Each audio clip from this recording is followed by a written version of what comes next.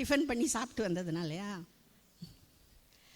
நம்ம சர்ச் வந்து ரெண்டும் கேட்ட மாதிரி ரெண்டும் இல்லாமல் இருப்பாருங்களேன். அதாவது சிஎஸ்ஐயும் கிடையாது, பென்டிகாஸ்ட்டும் கிடையாது. பென்டிகாஸ்ட் சர்ச்னா ஃபுல்லாக ஒயிட்டில் இருப்பாங்க, இன்னைக்கு சிஎஸ்ஐனா ஃபுல்லாக கலரில் பழன்னு இருப்பாங்க. நம்ம வந்து இங்கேயும் இல்லாமல் அங்கேயும் இல்லாமல், அது என்னன்னு தெரில. நான் நீ காலையில் உட்காந்து யோசிச்சுட்டு இருந்தேன்.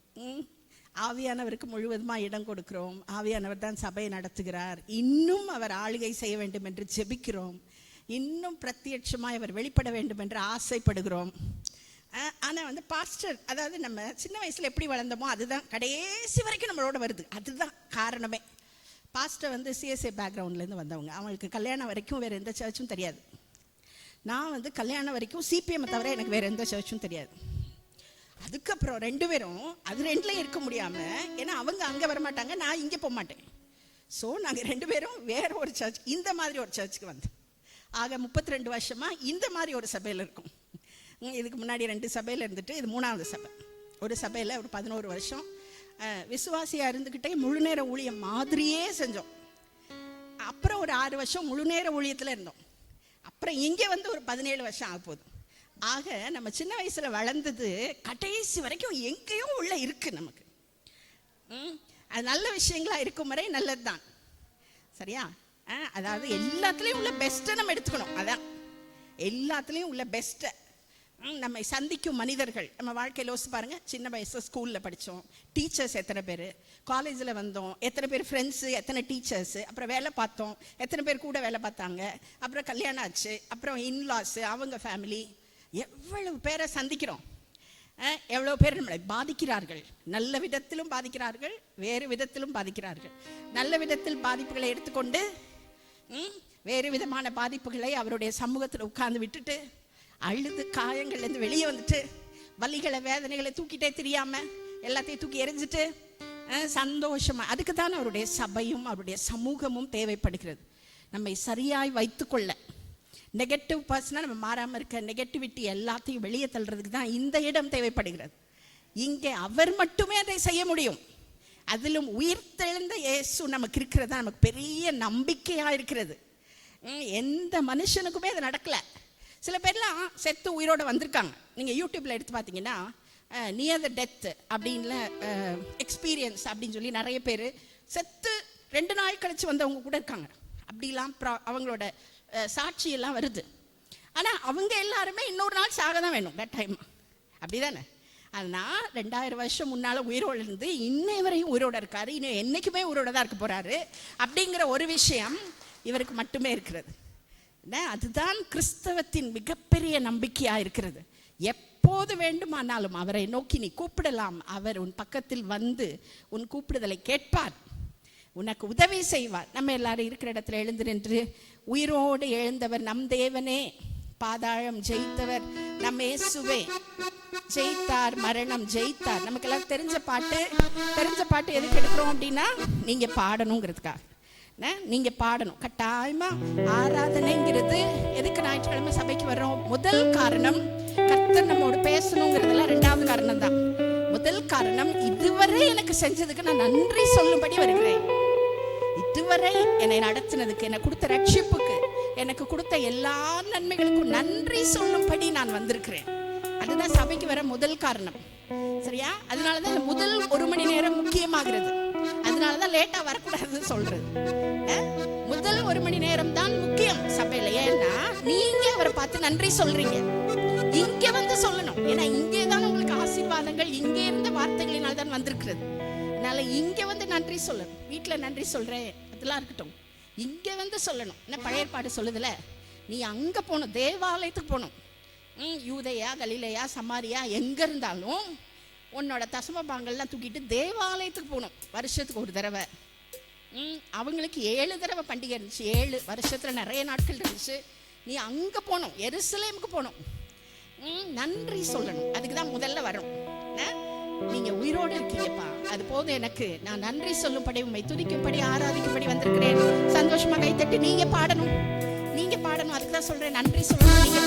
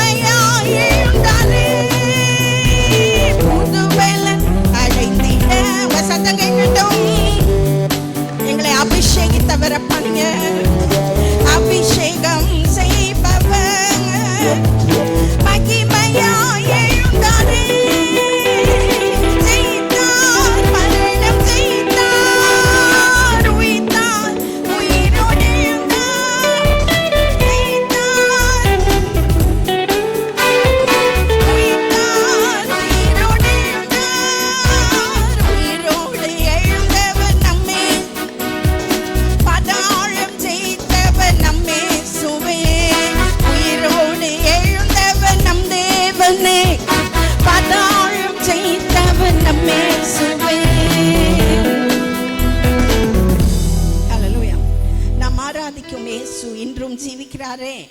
அவர் தேவனாயினும் என்னோடு பேசுகிறாரே, என்னோடு இருக்கிறாரே, என்னோடு நடக்கிறாரே, என் வீட்டில் இருக்கிறாரே. உயிரோடு இருக்கிறதுனால தான் அவர் எல்லா இடத்துலையும் இருக்க முடியுது. அவர் 33 வருஷம் இருந்தப்போ ஒரு இடத்துல தான் இருக்க முடியும் அவரால். ஏன்னா இந்த மாதிரி ஒரு சரீரத்தில் இருந்ததுனால ஒரே ஒரு இடத்துல தான் இருக்க முடியும். எம்மா ஒரு சீஷர்களோட வீட்டில் இருக்கணும்னா அங்கே மட்டும்தான் இருப்பார். அது கூட அது உயிர் தெழுந்த பிறகு. அதுக்கு முன்னாடி ஒரு இடத்துல தான் இருக்க முடியும். ஆனால் இப்போ எல்லாருடைய உள்ளேயும் நம்முடைய ஆவியில் வாழ்ந்து நம்மோடு கூட இருந்து அவருடைய பிரசன்னத்தினால் நம்மை நிரப்பி, நம்மை சந்தோஷத்தினால் நிரப்பி, உயிரோடு எழுந்த அந்த விஷயங்களை மத்தேயு கடைசி அதிகாரங்கள், மார்க்கு கடைசி, லூக்கா கடைசியில வாசிச்சு பார்த்தீங்கன்னா எல்லா கதைகள்லையுமே எல்லா சம்பவங்கள்லையுமே சந்தோஷம்ங்கிற வார்த்தை வரும். சந்தோஷம் கட்டாயமா இருக்கும். அந்த அந்த எல்லா நரேட்டிவ்லையுமே சந்தோஷம் இருக்கு. ஏன்னா நமக்கு பெரிய சந்தோஷமே அவர் உயிரோடு இருக்கிறார் என்பதுதான். நமக்கு தெரிஞ்ச பாட்டு, சந்தோஷமா கைத்தட்டி, அவர் சிந்தின ரத்தம் மீட்பை தந்தது, அவர் கொண்ட காயங்கள் சுக வாழ்வை தந்தது. காயங்கள் நமக்கு வாழ்வை தந்திருக்கிறது, வாழ்வு கொடுத்திருக்கிற காயங்கள். சந்தோஷமா கைத்தட்டி, நான் ஒரு சேனைக்குள் பாய்வேன், மதிலை தாண்டுவேன். நீங்க பாடணும்.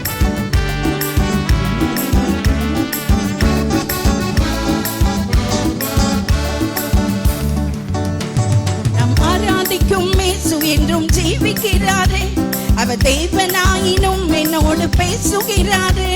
நாம் ஆராதிக்கும் இயேசு என்றும் ஜீவிக்கிறாரே, அவர் தேவனாயினும் என்னோடு பேசுகிறாரே. அவர் சிந்தின ரத்தம் மீட்பை தந்தது, அவர் கொண்ட காயங்கள் சுக வாழ்வை தந்தது. சிந்தின ரத்தம் மீட்பை தந்தது, அவர் கொண்ட காயங்கள் சுக வாழ்வை தந்தது.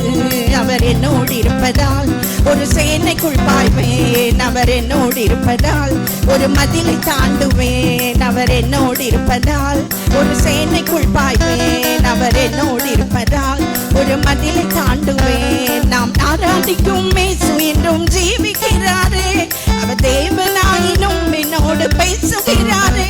நான் ஆராதிக்கும் இயேசு என்றும் ஜீவிக்கிறாரே, அவர் தேவனாயினும் என்னோடு பேசுகிறாரே.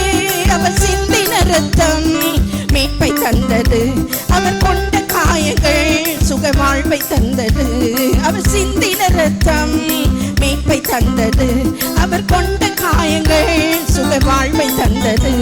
அவர் என்னோடு இருப்பதால் ஒரு சேனைக்குள், நல்ல கைத்தட்டி சந்தோஷமா, ஒரு மதிலை தாண்டுவேன். அவர் என்னோடு இருப்பதால் ஒரு சேனைக்குள் பாய்வேன். அவர் என்னோடு இருப்பதால் ஒரு மதிலை, உடைந்து போன என் வாழ்வை சீரமைச்சாரே, அருளான பட்டணம் போல் மாற்றி. சொல்லுங்க, உடைஞ்சு போன நம் வாழ்வை சீரமைச்சாரே, அருளான பட்டணம் போல் மாற்றி விட்டாரே.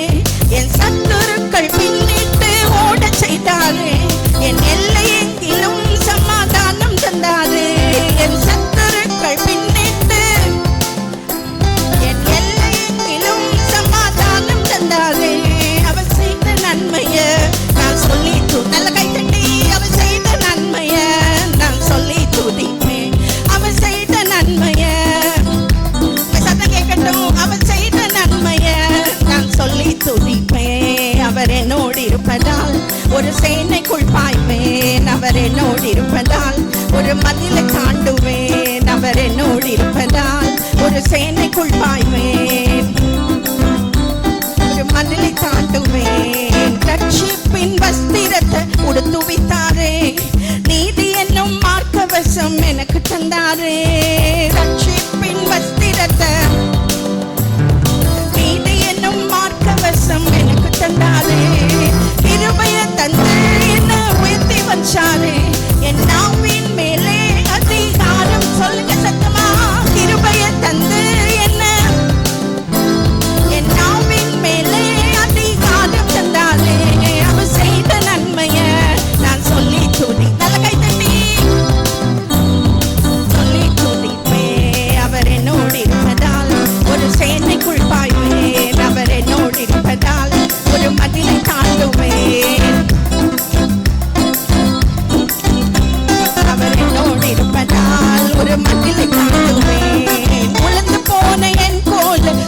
செய்தாரு.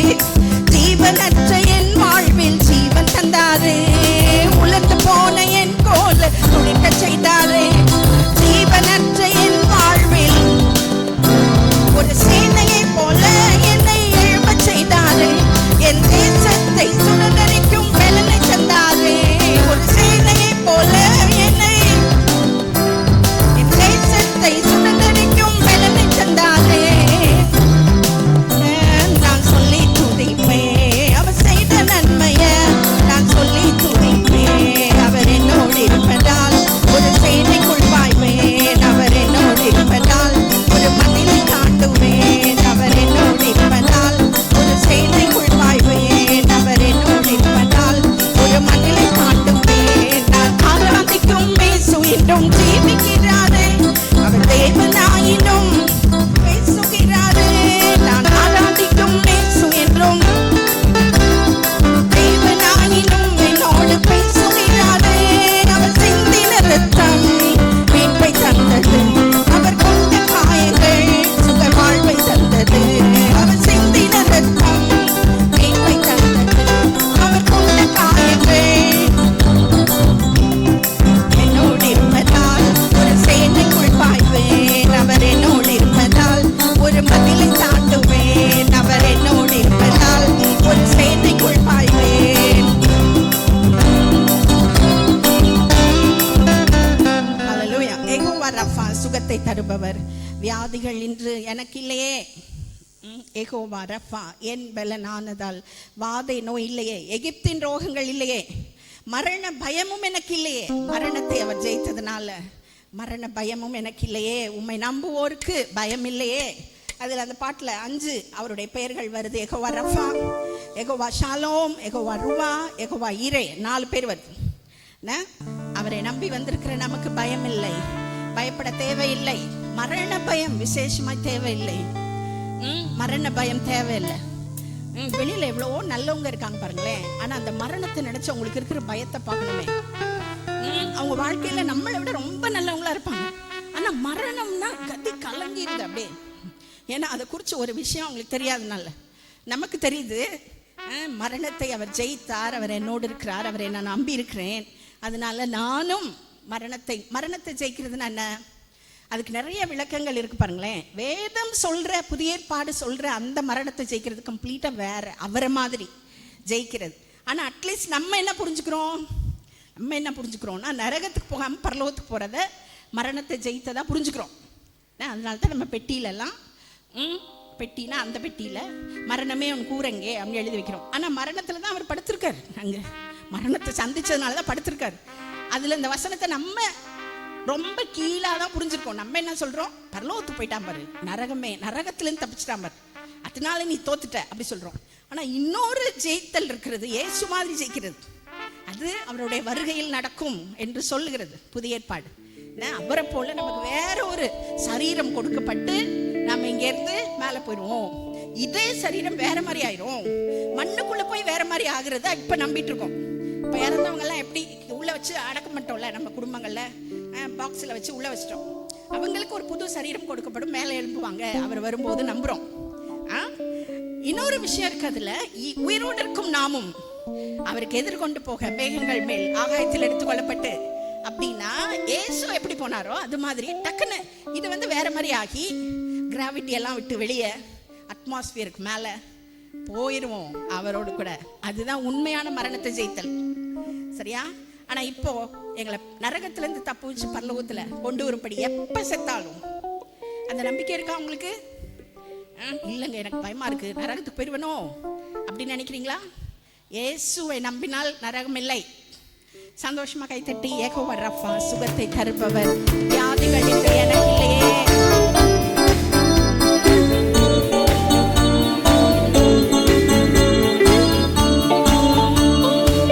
யெகோவா ரஃபா சுகத்தை தருபவர், வியாதிகள் இன்று எனக்கு இல்லையே. யெகோவா ரஃபா என் பலனானதால், வாதை நோய்கள் எனக்கில்லையே. சிலுவையில் எனக்காய் ஜீவனை தந்ததால், எகிப்தின்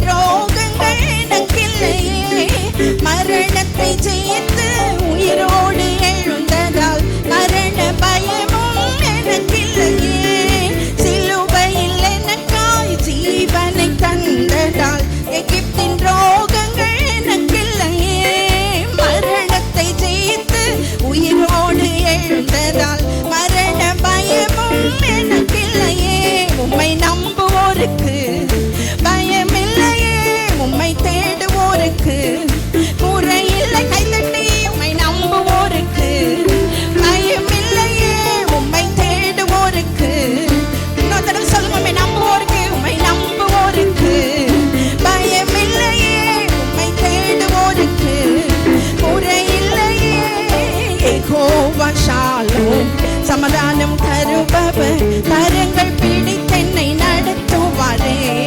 யெகோவா ரூவா என் நல்ல மேய்ப்பராய் அமர்ந்த தண்ணீரண்டை நடத்துவாரே. யெகோவா ஈரே எல்லாம் தருபவர் என்னை போஷிக்க வல்லவரே.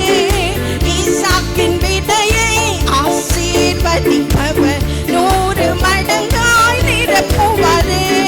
யெகோவா ஈரே எல்லாம் தருபவர் என்னை போஷிக்க வல்லவரே. ஈசாக்கின் விதையை ஆசீர்வதித்தவர் 100 மடங்காய் நிரப்புவாரே. உம்மை நம்புவோருக்கு பயமில்லையே, உம்மை தேடுவோருக்கு குறையில்லையே. உம்மை நம்புவோருக்கு தேடுவோருக்கு குறையில்லையே. யெகோவா ரஃபா சுகத்தை தருபவர் வியாதிகள் இன்று எனக்கில்லையே. யெகோவா ரஃபா என் பலனானதால் வாதை நோய்களும் எனக்கில்லையே. சிலுவையில் எனக்காய் ஜீவனை தந்ததால் எகிப்தின் ரோகங்கள் எனக்கில்லையே. மரணத்தை ஜெயித்து உயிரோடு எழுந்ததால் மரண பயமும் எனக்கில்லையே. உம்மை நம்புவோருக்கு பயமில்லையே. சத்தமா கை தட்டி ஒரே தடவை கடைசியா. உம்மை நம்புவோருக்கு பயமில்லையே, உம்மை தேடுவோருக்கு குறையில்லையே. யெகோவா ஷாலோம் சமாதானம் தருபவர் கரங்கள் பிடித்தென்னை நடத்துவாரே. யெகோவா ரூவா என் நல்ல மேய்ப்பராய் அமர்ந்த தண்ணீரண்டை நடத்துவாரே. யெகோவா ஈரே எல்லாம் தருபவர் என்னை போஷிக்க வல்லவரே. ஈசாக்கின் விதையை ஆசீர்வதிப்பவர் 100 உம்மை நம்புவோருக்கு பயமில்லையே, உம்மை தேடுவோருக்கு குறையில்லையே. உம்மை நம்புவோருக்கு